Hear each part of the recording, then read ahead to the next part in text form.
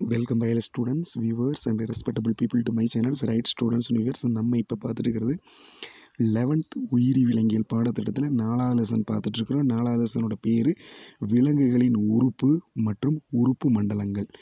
இந்த லெசனில் இன்றைக்கி நம்ம விறுவிறுப்பாக நீங்கள் இன்ட்ரெஸ்ட் எதிர்பார்க்குற தலைப்பு என்னென்னு சொல்லி பார்த்தீங்கன்னா இன்ட்ரடக்ஷன், அதில் புற அமைப்பியல் மற்றும் உள்ளமைப்பியல், இந்த மாதிரி தலைப்புகள் பார்க்க போகிறோம். வாங்க உள்ள தலைப்புகளுக்குள்ளே போகலாம். ஸோ இங்கே நம்ம தொடக்க உரைகள் பார்த்திங்கன்னா ரொம்ப சிம்பிளாக தான் இருக்குது, ஈஸியாக நீங்கள் தெரிஞ்சுக்கலாம். அதாவது நுண்ணுயிரிகள் முதல் நீலத்திமிங்கலம் வரை உள்ள அனைத்து உயிரிகளும் பல்வேறு அளவுகளிலும் வடிவங்களிலும் நன்கு கட்டமைக்கப்பட்ட உறுப்புகளையும் உறுப்பு மண்டலங்களையும் பெற்றுள்ளன. உண்மையாக நுண்ணுயிரிங்கிறது கண்ணுக்கே தெரியாது.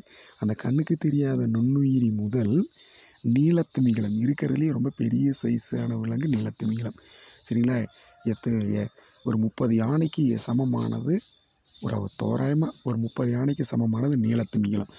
ஆக அவ்வளவு பெரிய நீலத்திமிங்கலம் வரை, நுண்ணுயிரிகள் முதல் நீலத்திமிங்கலம் வரை உள்ள எல்லா உயிரிகளும் பல்வேறு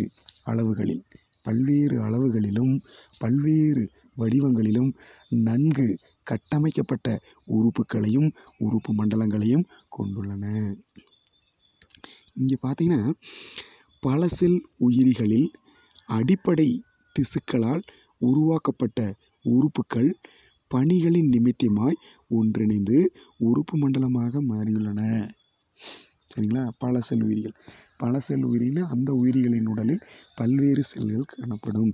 ஸோ அந்த பல செல் உயிரிகளில் அடிப்படை திசுக்களால் உருவாக்கப்பட்ட உறுப்புகள்.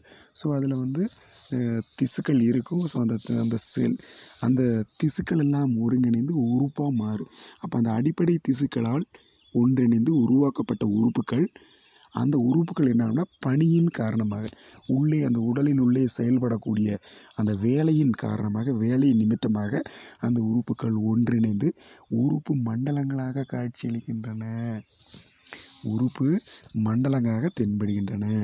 ஓகே, இப்போ நம்ம இரத்த ஓட்ட மண்டலம்னு எடுத்துக்கலாம். சரிங்களா? அதை இரத்த ஓட்ட மண்டலம் அப்படின்னா மிக முக்கியமான உறுப்புகள் பார்த்திங்கன்னா இதயம் இருக்குது. இதயம் ஒரு உறுப்பு. இரத்த குழாயும் ஒரு உறுப்பு தான். இதயம், இரத்த குழாய், இரத்தம், இரத்த செல்கள்.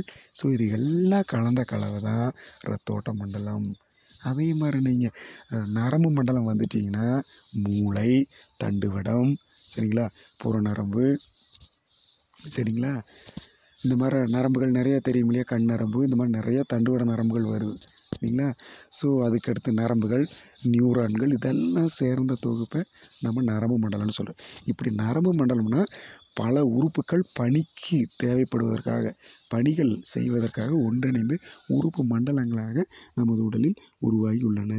ஸோ ஒவ்வொரு உயிரியும் பல்லாயிரக்கணக்கான செல்களால் ஆக்கப்பட்டுள்ள நிலையில், ஒவ்வொரு உயிரிலுமே பல்லாயிரக்கணக்கான செல்களால் ஆக்கப்பட்டுள்ள நிலையில் அவற்றை ஒருங்கிணைப்பதற்கும், பல்லாயிரக்கணக்கான செல்கள் இருந்தாலும் அவற்றை ஒருங்கிணைப்பதற்கும் ஒருங்கிணைந்து செயல்படுவதற்கும் இந்த மாதிரியான கட்டமைப்புகள் தேவைப்படுகின்றன. இந்த வகையிலான கட்டமைப்புகள் தேவைப்படுகின்றன. ஸோ இத்தகைய கட்டமைப்புகள் தேவையாகிறது. ஸோ அவ்வாறான உறுப்புகளையும் அவற்றின் பணிகளையும் அறியும் பொருட்டு பரிணாமத்தின் வெவ்வேறு படிநிலைகளில் உள்ள 3 விலங்குகளின் புறப்பண்புகள், அகப்பண்புகள் உங்களுக்காக அறிமுகப்படுத்தப்பட்டுள்ளது இந்த சாப்டரில். சரிங்களா? ஸோ அந்த உறுப்புகளையும் அவற்றை பணிகள், ஒரு உறுப்பு எப்படி இருக்குது, அதோட பணி என்ன, சரிங்களா, உறுப்புகளையும் அவற்றின் பணிகளையும் அறிந்து கொள்வதற்காக பரிணாமத்தின் வெவ்வேறு படிநிலைகளில் உள்ள 3 விலங்குகளின் புறப்பண்புகளும் அகப்பண்புகளும் உங்களின் நலன் கருதி வழங்கப்பட்டுள்ளது. இப்போ இது ஒரு 3 மார்க் இருக்குது, நோட் பண்ணிக்கங்க. இது நம்மளுக்கு தெரியும் 3 மார்க். சரிங்களா? அதாவது புற அமைப்பியல் என்றால் என்னது, ஒரு 3 மார்க். புற அமைப்பியல் இம்பார்ட்டன்ட் 3 மார்க், நோட் பண்ணிக்க. புற அமைப்பியல் என்றால் என்ன பாருங்க. புற அமைப்பியல் என்பது வெளியே பார்க்கக்கூடிய வடிவங்களையும் பண்பினையும் விளக்குவதாகும். புற அமைப்பியல் அப்படின்னா வெளியே பார்க்கக்கூடிய வடிவம்.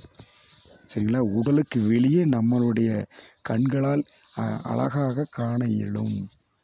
நம்ம கண்ணில் எந்தெந்த அமைப்புகளை ஒரு உயிரினத்தில் கண்ணில் பார்க்க முடியுதோ அதை பற்றி படிக்கிற அறிவியலை புற அமைப்பியல்னு சொல்லுவோம். ஸோ புற அமைப்பியல் என்பது வெளியே பார்க்கக்கூடிய வடிவங்களையும் பண்பினையும் விளக்குவதாக கருதப்படுகிறது. அடுத்த தலைப்பு, அடுத்த 3 மார்க்கு உள்ளமைப்பியல். அடுத்து உள்ளமைப்பியல். அடுத்த 3 மார்க். உள்ளமைப்பியல் என்பது அனாட்டமின்னு சொல்லுவோம். சரிங்களா? புற அமைப்பியல் அப்படின்னா மார்ஃபாலஜின்னு இங்கிலீஷில் சொல்லுவோம். MORPHOLOGY morphology. உள்ளமைப்பியல் அப்படின்னா அனாட்டமி.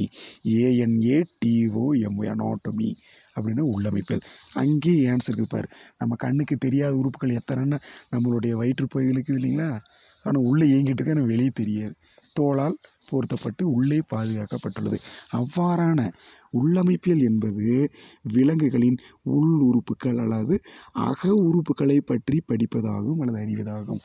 நம்ம உடம்புக்குள்ள பார்த்திங்கன்னா நுரையீரல் இருக்குது, இதயம் இருக்குது, கல்லீரல் இருக்குது, மலக்குடல் இருக்குது. இந்த மாதிரி நிறைய உறுப்புகள் நம்மளை சீராக இயக்குவதற்கு, நன்காக செயல்படுவதற்கு நம்ம உடம்புக்குள்ளே இருக்கு இல்லைங்களா? அந்த உறுப்புகள் கண்ணுக்கு தெரிவதில்லை.